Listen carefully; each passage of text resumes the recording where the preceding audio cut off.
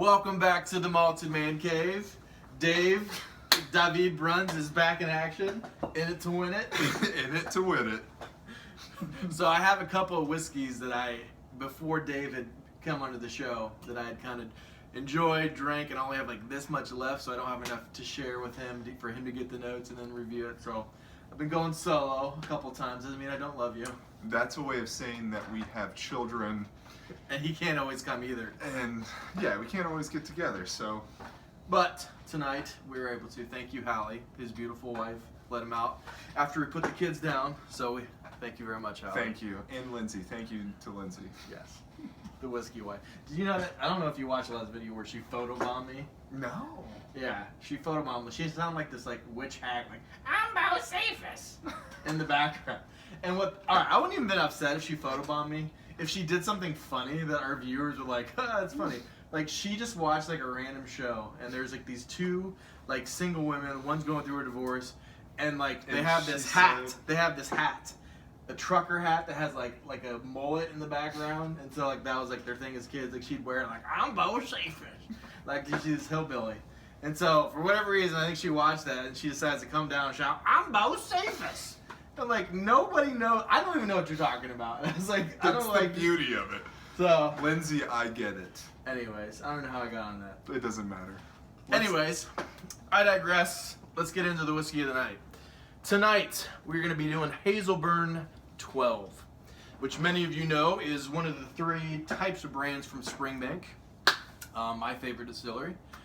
Hazelburn is known for being a delicious whiskey that is unpeated, which is rare. You know, Springbank is very peated, and Longrow is heavily peated. But this is unpeated, so I think 80% of the year Springbank does their mainline Springbank, which is moderately peated, and then 10% of the year they do Longrow, and then the other 10% they make Hazelburn. So this is actually very hard to get your hands on because there are not a whole lot of bottles out there. So we should feel very lucky that I feel lucky. Another thing about Hazelburn, it's one of only two Scotch whiskeys that is actually triple distilled. Most are either 2 times distilled or 2.5 or 2.8. Springbank is 2.8. Mm-hmm. There's only one other, and actually it starts with an A, so if you know it, leave in the comments. We'll see my subscribers how much whiskey knowledge they have. So leave it in the comments. Starts with an A. Anything else about Hazelburn? Do you do any research on this? Oh yeah. Yeah, I did. My whiskey Padawan. Actually, that's gonna be my new job. I'm gonna start having you do the research on. Dude, I was just thinking about that as you were doing it. I was like, man, I would love to research it and talk about it. That way, this one, yeah, tonight, give me some homework, and I'll do some homework. Yeah. All right, read a little bit about the distillery, and then we'll get into the whiskey. Hazelburn whiskey was first distilled in 1997, with the first release being in 2005. As an 8-year-old single malt, it is distilled 3 times, as I already mentioned, and is one of the only Scottish whiskeys to experience a full distillation, as I already said, 3rd full distillation. Only a number of bottles are released each year. Hazelburn is available as an 8-year-old, now on its 4th release, and of course this 12-year-old. Hazelburn is actually, I don't know how many of you know this, but Campbelltown is one of the least well-known regions out of all the whiskey regions in Scotland. But it actually used to be the biggest one. Like late 1800s, early 1900s, it was like the whiskey capital, Scotch capital of Scotland. It was kind of in a prime location, being kind of in between Ireland and the mainland Scotland. And I think actually it was the Prohibition.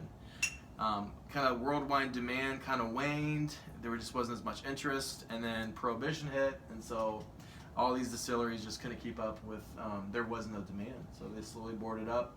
And now there's only 3 distilleries that are currently left in Campbelltown. Wow. So without further ado, and enough blabbering, let's get into some whiskey. Oh, man, now. There it is. Oh, yeah.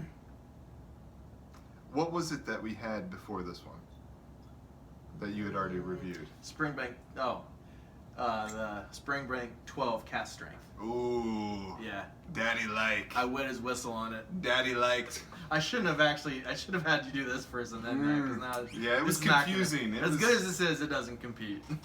It was It was a cruel mistress. Yeah. All right. So, what do you get on the nose? Right off the bat, peachy, like a peach right off the tree, I would say. Just a very light, fruity, creamy scent. And then I think little nutty, and I feel like everything is very, especially for being new to this, I feel like there's all these really strong notes, but you can't figure out what they are. And It seems like they're all lurking in the background. yeah, Like no one pops out more than the other. like you should. It feels like you should know what it is, though. Anyways, I couldn't find anything about the cask maturation.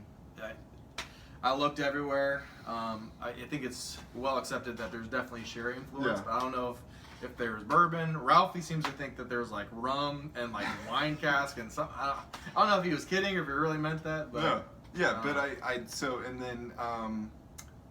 I wrote everything is so subtle. I actually wrote the D word, but I won't say it. This is a because family-friendly channel. Yeah, but it is. It's with that much passion. Everything's so subtle.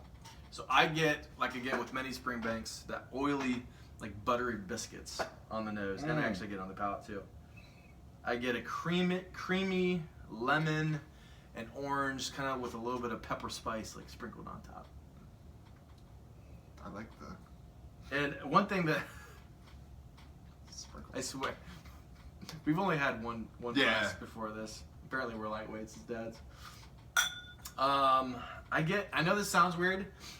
Haribo gummy bears, when you first open up the package, Oh, boom. sniff it. Yeah. Sniff it. It's like a little bit, but then there's like pepper. You can't. Like, Yeah, yeah, it's yeah. kind of like disguised by the peppery spice. Once But if- again, going back to that, no but if it's one in there, scent yeah. is strong. Haribo gummy bears, kind of. I'm guessing from the sherry cask, kind of give that little bit of fruitiness. Next, I get apple, just a mild apple, and coconut milk. Not coconuts, coconut milk with slight ginger. Talking about like putting a straw into the coconut. Like actually, like you cracked it open. There's a little bit of like coconut milk juice, and you're like, just gonna smell it. Yeah. I gotcha. Again, with like I got on the Springbank 10, cookie dough, vanilla, and saltine crackers. Like a little saltiness, and then kind of like I think the Yeah. cereal malty Is that like a cracker. kind of like a briny smell? And last but not least, I get, it's not real pronounced, but a slight sourness somehow that I also get on the Springbank 18. Oh gosh. Which, I mean, it's very pronounced in this, and I like sour Okay. things. I don't know if you like sour things, but it was Is that what very, you made me try? No, you've not tried this yet. Okay. Looks like you've been doing Yeah, a lot this- of trying. This is this Aquavite talked me into getting to this. Ooh. This is really good. Last but not least, no, that's it. Sorry. What do you got on the palate? Let's dance this dance.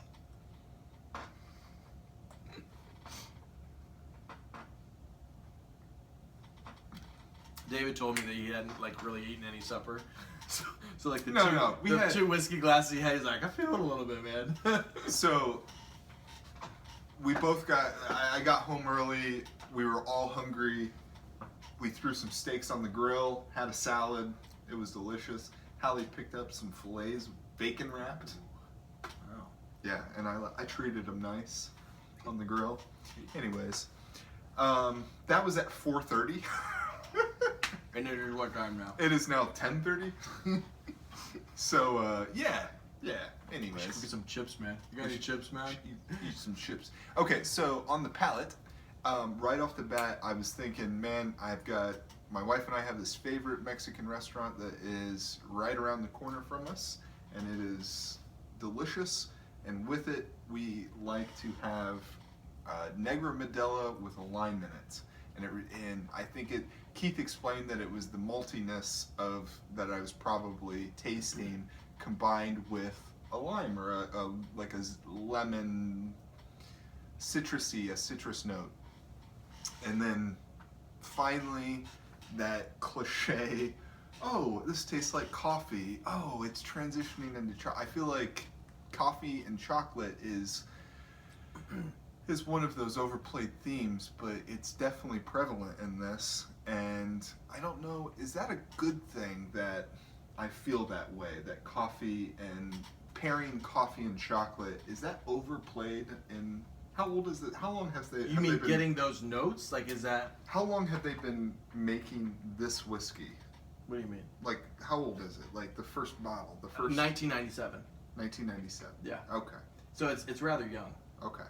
And this is a 12-year-old whiskey, but I think David, being newer, he actually sometimes gets the same notes. I'm like, it doesn't mean that you're not like good at tasting whiskey. Like, if there's chocolate in here, like most sherry whiskey will have like maybe some cocoa notes. Yeah. And like I think he doesn't want to repeat himself, and I'm even like that sometimes. Like, man, I feel like I'm saying the same thing. But a lot of whiskeys have very similar profiles. And then so if you get it, that's what you get. And then with the palate, going right back to what I said about the nose, everything's pretty subtle to me. I'm enjoying it, but definitely picking out the different notes was difficult and is difficult. Yep. Probably didn't help that you had that frickin' Yeah. like pop with the Springbank 12 Yeah. cast strength, and Yeah. it just disoriented your senses. Anyways. All right, so one thing I put in my notes, it's like my senses tricked me. There is no peat in this whatsoever, but because I'm so used to Springbank, which has peat in it, it's like there's so many characteristics that were similar because it's obviously made with the same type of malt, other than that's not peated, same stills, a lot of things are, the controls are very similar. So it tricked me. It's almost like I thought there was peat in there, but there isn't. Yeah. I was totally getting the same thing. I get, again, buttery biscuits, cookie dough like I get with most Springbanks, and again, that coconut milk, saltine crackers, lemon, and I actually put a slight lime. And I actually told him, I was kind of surprised. This is like the only whiskey I think I've ever said where I got some lime notes. And I told him I was impressed that if the one time I got it, he got it too. Like, he's actually picking up stuff. And not that I'm some master, but the fact that we both picked it up. And I've never heard anybody else say, oh, that's pretty good. Last but not least, peanuts, a mild oakiness, and last but not least, salt and vinegar chips. Again, because of that slight sourness that you get, like I said, in the Springbank 18, it's there. It's not real strong or anything, but just like in the background, slight salt and vinegar chips. Is this one of the distilleries that's by the ocean? Or is this? Yep, it's a coastal distillery. So it's you coastal, get so you get briny, that. maritime, coastal sea salt air, for sure. I'm down with that. All right, what do you get on the finish? The finish.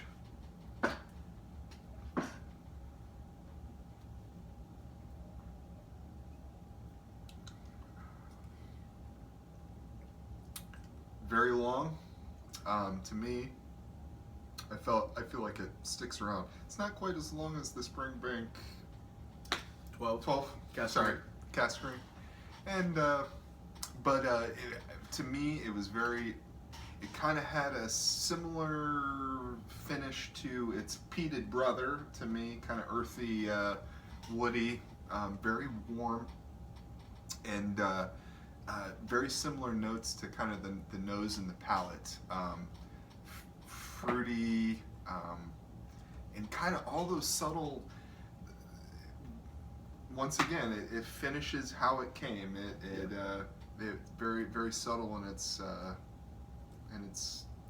different. Yep. I get kind of malty, like barley sugar, that is all encompassed. I feel like the whole thing, it's like a very, very drying oak. Like I feel like my mouth is drying right now as I speak.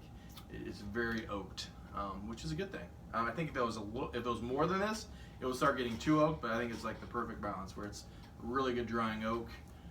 Again, I get a little bit of that cookie dough and the buttery biscuits that I always get with most Springbank or Hazelburn, Long Row. I'm trying to think, does it finish with that salt and vinegar chips? No, I don't get the sourness on the finish. So, I like it. It's not my favorite. It's not as good as Springbank 12 cask strength. I had really high hopes for this just because it's so rare. And, you know, I didn't used to like peated whiskeys. So I'm just now really, really getting into peated whiskey. So I figured, all right, I really love Springbank 12 cask strength. I like Springbank 10, I like Springbank 18, and some of the others. And I was like, all right, since I didn't used to like peated whiskeys, I think I'll really love this. And it's really good. Get this if you can get it. It's just not quite, there's the wow factor's not there quite like I thought it would be. Yeah. So for me, it is a 90 out of 100. A very good score. Very worthwhile, very worth getting. So, what about you? I think I had said this once before, but it's an 88 for me. A B plus. And I think maybe I'll enjoy it later on in my whiskey life, but I mean I enjoyed it now, but maybe I'll learn to get those scents, the different tastes more refined, refine this palate. But yeah, it's a great whiskey. He's a cheap date, man. I just need to start getting like the $28 Elijah Craig. Take me home. Like 93 out of 100. This is delicious. Screw this $120 bottles. All right, so we decided to start doing the question of the night after our reviews, and no one said anything. Me and him were just watching a review one time after drinking, and we watched one we just found. We're like, you know, there might be some people. I know a lot of people like the chit chat and like the stories. I'm like, there might be some people we might lose if we talk too much, and so I figured we can get through the whole whiskey, the reviews, the rating, and then talk about it tonight. So, question of the night for this evening. And again, we want to make kind of appeal. If anybody wants to submit any questions that they want the question of the night to be, we would be more than happy to entertain that. So question of the night tonight is, what is your best drinking story? So I'm going to let you start. Ooh. And then I'll top it off. Mine starts with my the setting. It's August. Before school starts. We need to get some food in you right now. But real hot, and it's Ohio hot, so it's humid. It's a terrible night, but it's a clear night out. I need some more here. No. I'm just giving you the setting. Okay. Who do we know that has a pool? That's the question of the night, and it's me and my girlfriend and soon to be wife. And I thought you were gonna go into dangerous waters. No. Not soon to be either, but it's my girlfriend at the time, and later on my wife. But we're looking for a pool, and everybody we know, they're not home that has a pool. So what do, Keith? We grab some, I don't even know what Zimas or Smirnoff Ice or whatever it was, and we head to a pool place, a Knickerbocker Pools. And we hopped the fence to Knickerbocker Pools, and we went swimming all night in their show pools. Serious? Yeah. Wow. And you brought alcohol with you? It was like a wine cooler. I know I wasn't. How old were you? Maybe that was a summer in college. We like do a lot of illegal things, man. Yeah. But anyways, yeah. And later I found out that they keep those pools heavily chlorinated. It dries, stings the nostrils. Anyways, that was probably my, It's a good thing nobody drowned. Nobody drowned. No, well, I mean. No one was too heavily intoxicated. No. Alright, so we've already told one of our good alcohol stories. Best alcohol story. Oh, hold on. Knickerbocker Pools is a place that sells pools. So they had their like displays. Yeah, it's not like some person's house. I didn't know they actually had them filled. Like Oh yeah, I've never actually been to one. I see them from like the street. Now, yeah. That's crazy. Sorry, did they have hot tubs going Mr. too? Knickerbocker. Nothing was spilled. Press charges. Nothing was spilled into it. He may have peed a little bit in it. Sorry about that. All right, so for me, my drinking story. Let's see.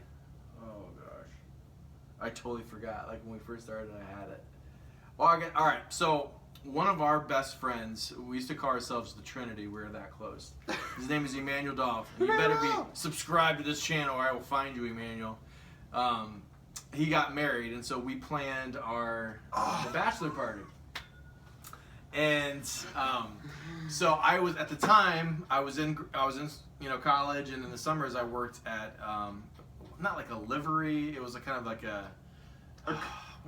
it's a canoe rental. It was a canoe rental place, but we also outdoor adventures. It was an outfitting company. So we get them plan like tours, whether it's kayaks, whether it's canoes, rafts, and I'd pack up the stuff and I'd take them and drop them off their points.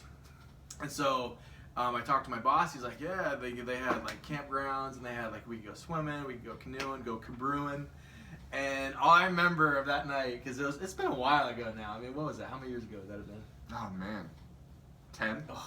And all I know is that we drank Southern Comfort. Southern Comfort, and we were pretty good Christian boys, so we didn't really. Mind you, it's the Southern Comfort that you can buy now here in the States. You can buy liquor at gas stations, okay?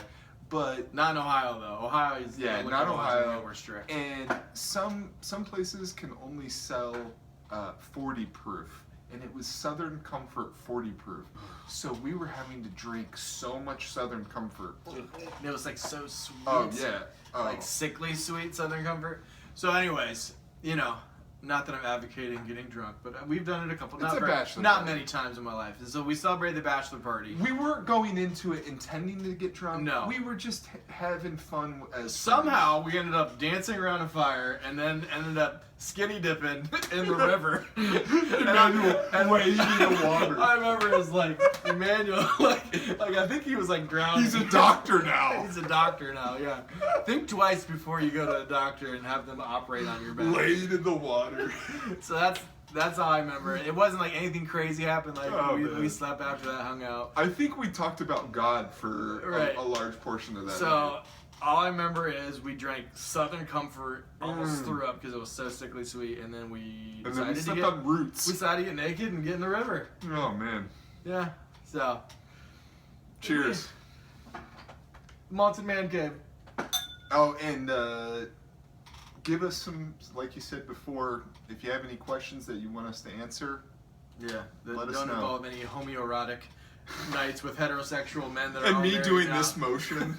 Getting drunk. That should be the thumbnail. Can this be the thumbnail? Southern Comfort and getting skinny dipping in the river. All right, guys. Thanks for joining us.